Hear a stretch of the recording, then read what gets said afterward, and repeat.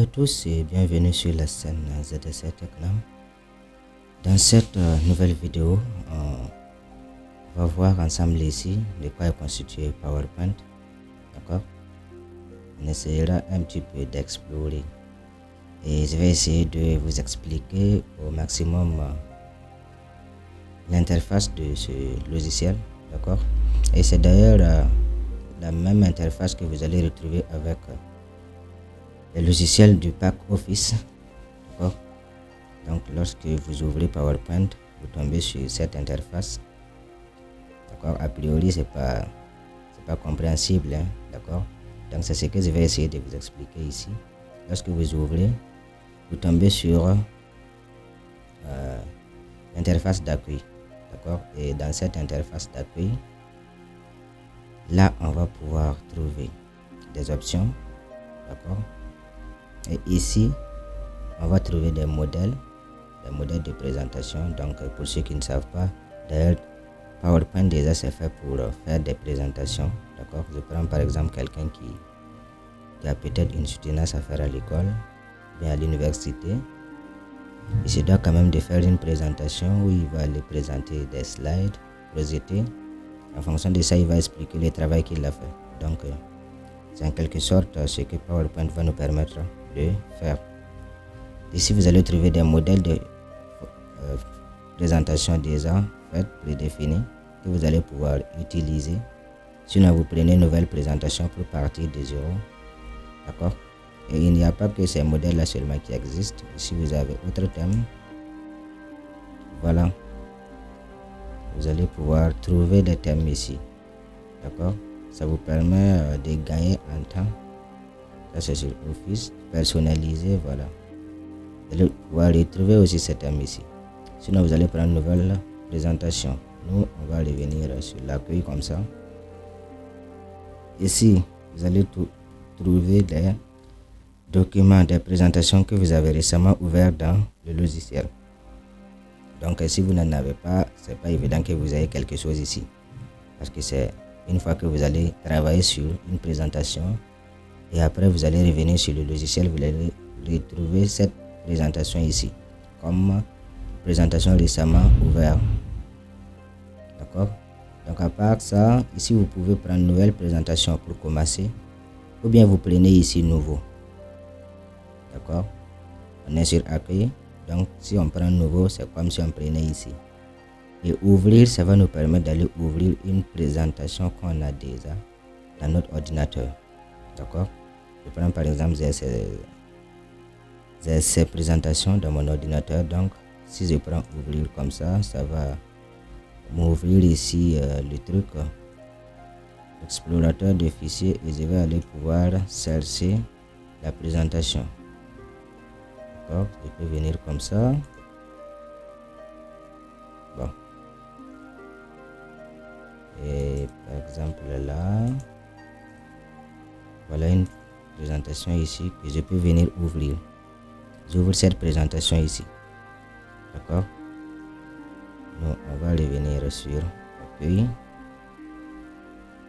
Donc vous voyez que lorsque j'ai ouvert la présentation, j'ai maintenant un document sur lequel travailler. J'ai des options qui s'ajoutent ici.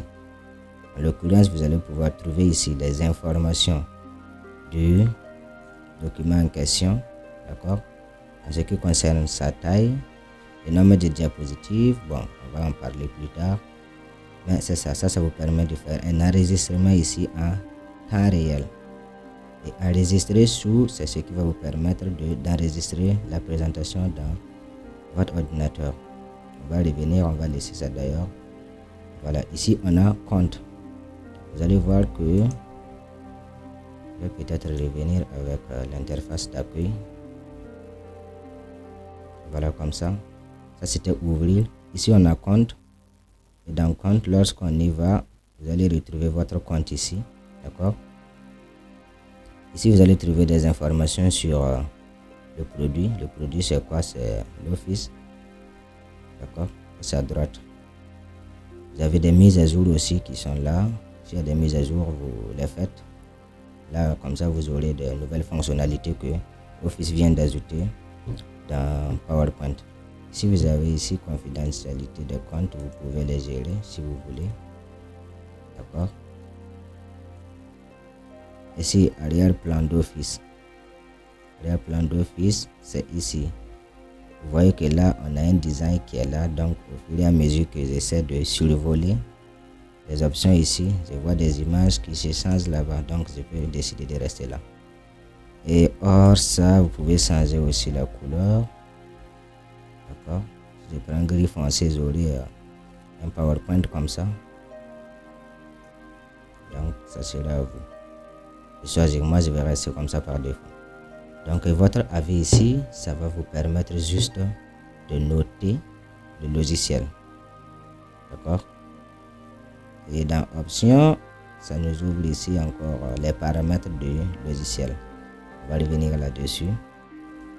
Nous, ce qu'on va faire d'abord, on va partir avec Nouveau, nouvelle présentation ici. Lorsqu'on prend une nouvelle présentation, on tombe directement sur cette interface-là. Et c'est là que nous allons pouvoir tout faire, tout constituer, notre présentation. D'accord. Donc, je parlais de ça. Lorsqu'on a une présentation ouverte comme ça, on peut revenir ici dans Fichier. On va retrouver ici interface d'accueil. Lorsqu'on y est, voilà, maintenant on a une présentation, on a des options qui s'ajoutent. Là, vous allez pouvoir faire un enregistrement en temps réel. Le raccourci, c'est CTRL-S. Et c'est d'ailleurs ce que je vais vous recommander. Au fur et à mesure que vous travaillez, n'oubliez surtout pas d'enregistrer. Sinon, bon, si le PC s'arrame ou ça perd, comme ça, vous pouvez perdre facilement votre travail. Mais lorsque vous enregistrez en temps réel et que vous avancez, vous êtes quand même rassuré que même s'il y a un problème au niveau du PC, vous allez pouvoir retrouver les modifications que vous avez faites avant. D'accord. Enregistrer c'est ce qui va vous permettre d'enregistrer votre document. C'est d'ailleurs ce qu'on va faire. Alors, lorsque vous ouvrez une nouvelle présentation, c'est toujours mieux de l'enregistrer sur votre disque dur. D'accord. Comme ça, vous essayez un petit peu de sécuriser ça. Vous avez plus de chance de ne pas perdre le document. D'accord. Donc ici, je vais prendre enregistrer sous. Ça va me permettre ici de choisir l'emplacement, le dossier dans lequel je vais enregistrer mon document. Là, on ne va pas se fatiguer. Je vais juste ici aller mettre ça sur le bureau. D'accord. Et j'ai la possibilité de nommer ici mon document en changeant juste le nom là. Je vais mettre formation.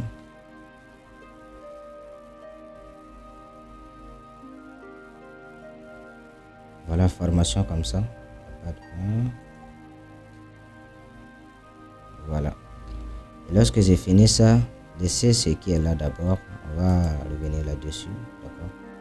On va faire ici enregistrer. Comme ça, mon document il est enregistré. Et vous voyez, vous allez avoir son nom ici. Formation. D'accord. Si vous changez ici l'extension PPTX, vous n'allez plus pouvoir venir travailler avec ça sur PowerPoint. Raison pour laquelle je vous ai fait laisser ça. Donc, faites la même chose que moi. Si c'est en ce qui concerne l'imprimerie, si vous avez fait une présentation que vous voulez imprimer sur papier, c'est par là. Ici, exporter, c'est en quelque sorte enregistrer sous. D'accord. On va revenir là-dessus. Voilà. Donc, c'est tout ce que vous pouvez faire en ce qui concerne l'interface d'accueil de PowerPoint. Lorsque vous êtes ici sur l'interface de travail, vous allez pouvoir par là trouver le ruban. D'accord. Vous allez ici trouver vos diapositives. Donc déjà, je vous mets dans le contexte. Ici, on ne va pas parler de pages, mais on va parler de diapositives dans PowerPoint. Et au lieu de parler de documents, on peut parler de diaporamas. Et les diapositives aussi, on dit souvent slide. D'accord. Voilà, donc c'est en quelque sorte ça. Donc ici, vous allez retrouver vos diapositives de ce côté. Vous allez trouver ça, c'est la zone qui va nous permettre d'éditer. D'accord. Zone qui va nous permettre d'éditer notre présentation. En haut aussi, vous avez le ruban qui est constitué des onglets. D'accord, c'est la même chose, des onglets et des groupes. Voilà un groupe.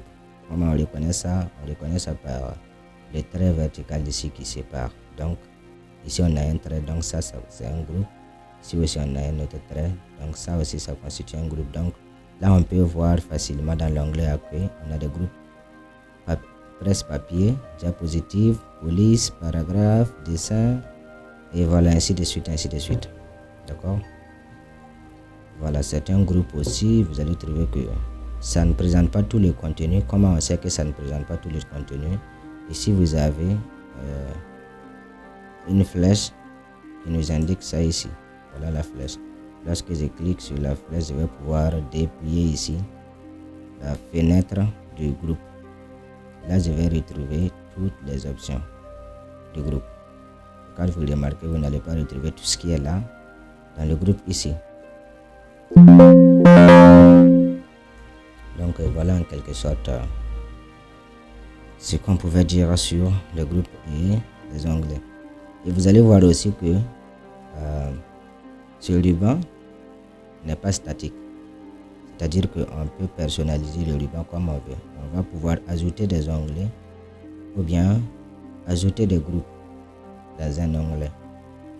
D'accord? Si vous imaginez que vous voulez quand même ajouter des commandes à l'accueil, vous n'allez pas pouvoir ajouter des commandes dans les groupes déjà qui sont prédéfinis par défaut dans PowerPoint. Vous allez pouvoir ajouter des groupes aux onglets. Là, comment ça se passe? Vous vous souvenez, ici on était là dans options, ça nous ouvrait ici une fenêtre comme ça, d'accord. Ici on a personnalisé le ruban, d'accord. Donc dans personnaliser le ruban, vous allez pouvoir ici, vous avez des commandes courantes. Quand on parle de commandes courantes ici, ce sont des commandes qui sont déjà sur le ruban, d'accord. Vous allez voir que vous allez pouvoir faire des filtres. Soit vous affichez ici les commandes non présentes sur le ruban. D'ailleurs, c'est ce qu'on va faire. On va prendre ça, les commandes non présentes sur le ruban. Lorsqu'on prend les commandes non présentes sur le ruban, on va retrouver plein de commandes ici qui sont là, mais qui ne sont pas sur le ruban. C'est-à-dire que ce sont des commandes qu'on ne peut pas utiliser lorsqu'on ne les met pas sur le ruban. D'accord? Là, vous allez trouver ces commandes-là. Et par là, vous allez trouver l'aperçu de votre ruban. D'accord, ça aussi c'est possible. Vous avez les onglets principaux, onglets d'outils, tous les onglets si vous voulez les afficher. Donc d'accord, c'est possible d'ailleurs qu'on n'ait pas le même nombre d'onglets. Par défaut, je pense que développeur c'est pas affiché. Donc comment vous pouvez afficher ça?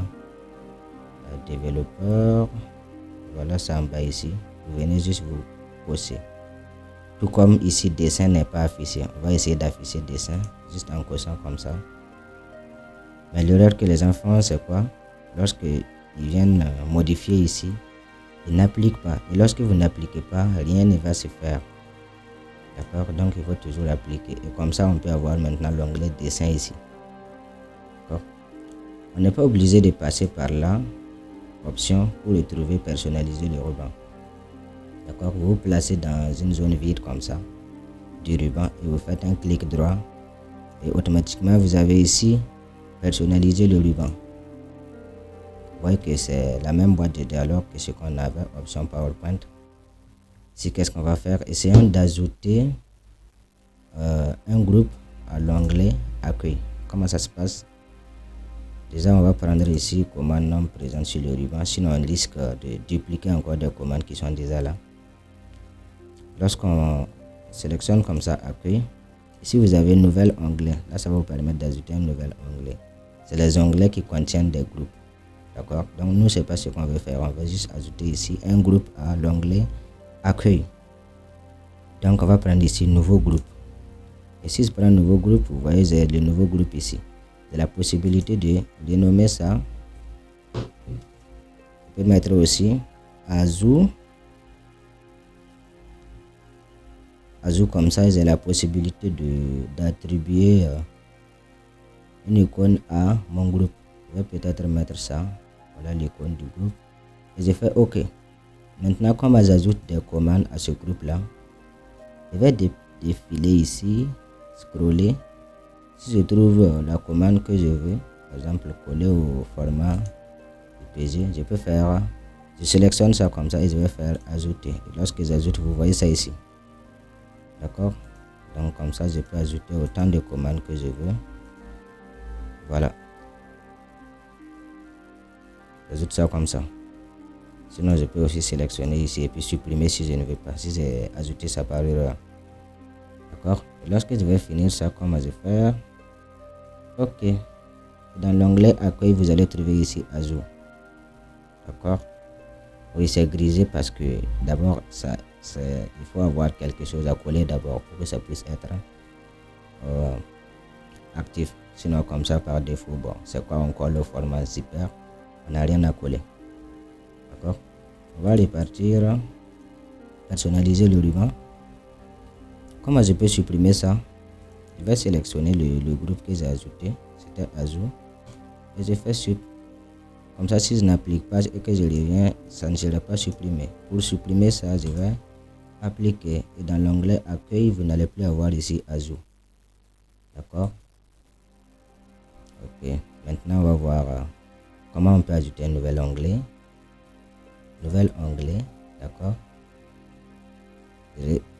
Par défaut, ça va venir avec un groupe. Parce que l'onglet, quand même, ça peut pas être vide. D'accord? Donc, ça vient avec le groupe. Je le sélectionne ici l'onglet. Et je peux le nommer. Toujours, je vais mettre ajout.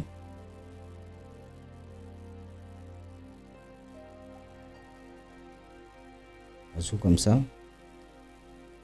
Voilà l'onglet ici. Maintenant, comment je fais pour ajouter des commandes? Les commandes, on les ajoute dans les groupes. Donc, je reviens encore. Voilà le groupe ici que je peux aussi les nommer. Mais je ne vais pas faire ça. Si vous voulez, vous faites ça. Voilà. Si je vais commencer par ajouter des commandes. Si je vais ajouter un nouveau groupe à ce nouvel onglet, je vais encore prendre ici nouveau groupe. Voilà. Là, j'ai le groupe que l'onglet a été créé avec. C'est le nouveau groupe que je viens d'ajouter, dans lequel je peux encore ajouter des commandes comme ça. Donc voilà, ça se dit, prenez ici commande non présente. Voilà, vous allez pouvoir les ajouter comme ça. Je fais OK. Et là, vous allez voir que je vais avoir ici un nouvel onglet qui s'ajoute, ajout. Donc si je vais, voilà les deux groupes que j'ai mis dans ajout. D'accord? Donc c'est comme ça que vous allez pouvoir personnaliser le ruban. Donc si je ne veux pas, je peux venir prendre ici encore le groupe et je vais le supprimer. L'onglet plutôt. Donc si j'applique, je n'aurai plus ajout. Donc vous voyez comment Photoshop PowerPoint est vraiment flexible. Donc vous allez pouvoir personnaliser ça à votre guise afin d'être plus productif dans vos travaux, dans vos constructions de présentation dans PowerPoint. Donc je vais me limiter là pour l'instant et dans une prochaine vidéo on va continuer avec l'apprentissage de ce logiciel. Donc je vous remercie et on va se dire à tout de suite dans une prochaine vidéo.